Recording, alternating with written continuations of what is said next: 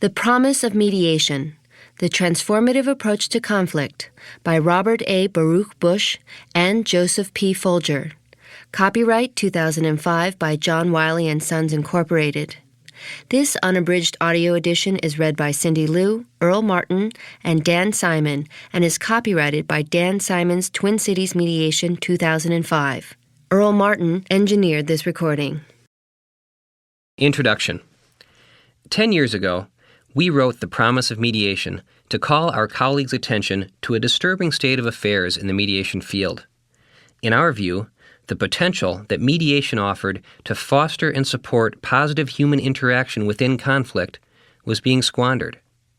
Instead, mediation was being used to shore up institutional processes that operate to control, contain, and settle conflict because of a prevailing view that conflict interaction is a fundamentally negative social force. We argued for an alternative approach to mediation, now known as transformative mediation, basing our argument on a theory of the larger political and social values implicit in different conflict intervention approaches. Part of the reason for linking our model to certain underlying values was our conviction that those values, referred to in the first edition as constituting a relational worldview, are the soundest basis for constructing social institutions.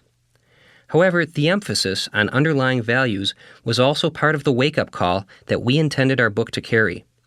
We wanted to suggest that mediation practice in general is not value-free, but is based on ideological or value premises, no matter what model is being used. Indeed, in the foreword to the first edition, series editor and Harvard scholar Jeff Rubin noted, "The fact that Bush and Folger are so frankly ideological and value-driven in their analysis will also disturb those readers who wish for a value-neutral appraisal of the mediation industry." Rubin foresaw that, in large part due to its explicitly value-based approach, the promise of mediation would garner both ardent support and strong criticism.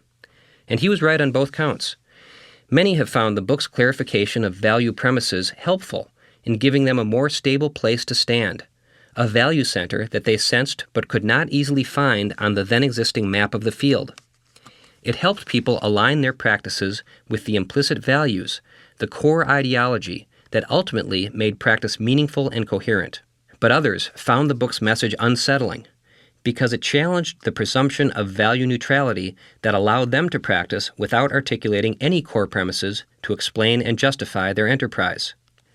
In both of these kinds of response, appreciative and critical, the first edition of our book has fulfilled the purpose we had in mind. That purpose, stated most generally, was to wake up the field from its inattention to the link between core values and practices, and to shift it toward greater attention to those values, especially relational values and the practices they engender. We believe that this shift has begun to take place. There is greater and more critical attention today to the value implications of particular forms of mediation practice, and there is greater acknowledgement that there are indeed distinct models of practice being used. We see the disagreement that has unfolded about these various models as a healthy sign, a sign that the field is moving through its awkward adolescence. Equally important to us, there is greater acceptance that the transformative model of mediation is not only appealing and coherent at the value level, but also workable and sustainable at the level of actual practice. Transformative mediation has become a well-defined choice as the ideological foundations of this model have been more fully articulated and as the nature of transformative training and practice has been developed. Our experience with implementing transformative mediation in numerous organizational, governmental, and private practice arenas has strengthened our sense of the appropriateness and viability of this model of practice in all contexts where mediation is practiced. In keeping with the shifts we see in the field, our intentions in this new and revised edition are different than they were 10 years ago. Our goals in this book are to explain why this form of practice is important and needed, to illustrate how mediators actually work within this framework, to clarify the impact that this practice has on parties' conflict interaction, and to suggest how it can be implemented in the present institutional context of mediation practice. We describe the ways in which the field has shifted in discourse, conceptualization, and practice toward recognizing both the value dimensions of mediation and the viability of alternative models of practice, and the transformative model in particular. At the same time, we address the fact that there is still resistance to transformative values and practices, stemming most of all from the pressures and demands of institutional users and stakeholders in certain arenas with historical importance to the field. And we propose ways of understanding and dealing with these sources of resistance. Chapter 1 offers some further context for discussion of the transformative model by describing several different views of the mediation process that are often heard in the field, and situating the transformative model among those views.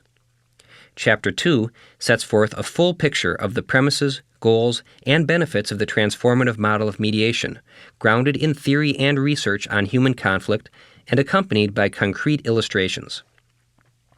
The definition of mediation as supporting conflict transformation is explained, as is the nature of the mediator's role.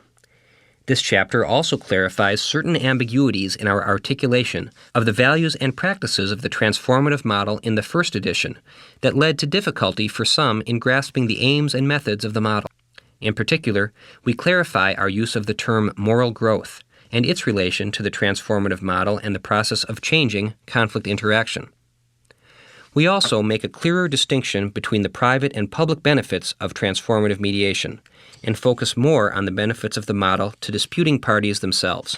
This chapter draws in part from a chapter co-authored by Baruch Bush and Sally Pope for another volume. Chapter 3 documents how the transformative model has influenced the field and has gained a solid foothold within it in the decade since the publication of the first edition of The Promise of Mediation. First, the chapter shows that the concerns we raised in the first edition about the field's undue emphasis on the goal of settlement have come to be shared much more widely. Second, the chapter describes how the rhetoric of good practice has shifted to give more attention to values and practices similar to those of the transformative model. Finally, the chapter documents the growth in the explicit use of the transformative model in many organizations and contexts, as well as the substantial advances in the technology of transformative practice that have been achieved by trainers and practitioners using the model. Chapters 4 and 5 present, in two parts, an entirely new case study to illustrate the use of the transformative model. The case, a difficult contract dispute between a homeowner in an upscale development and the development's homeowner association, is taken from a videotaped mediation simulation based on a real case, but using professional actors as parties. The case is presented in full in script form with commentary by the authors that includes considerable material on the essential skills of transformative mediation practice. The videotape itself is available from the Institute for the Study of Conflict Transformation. Chapter 6 offers a review of some of the most common misconceptions about the transformative model of mediation, as well as clarifications that address and correct these misconceptions. Finally, Chapter 7 addresses, at a deeper ideological level, the reasons why many in the mediation field are increasingly moving away from certain forms of prevailing practice that are viewed as troublesome, and toward transformative practice. We show how understanding this shift rests on a clear view of the values and worldviews on which fundamentally different forms of practice are built. In summary, these are the main benefits that readers can expect to get from this new and revised edition of The Promise of Mediation. A broad picture of how the field has shifted in the last decade and how that shift has resulted in more acceptance of the transformative model. A significantly clearer articulation of the values, theory, and practices of the transformative model, including the clarification of ambiguities that may have caused difficulty in accurately understanding the model. A rich new case study based on a videotaped mediation session that offers a vivid picture of the model in practice and a substantial amount of new information about how to be an effective practitioner. A vision for the future that shows how the model can coexist with other approaches to mediation, as well as where the market for transformative mediation specifically is emerging and developing.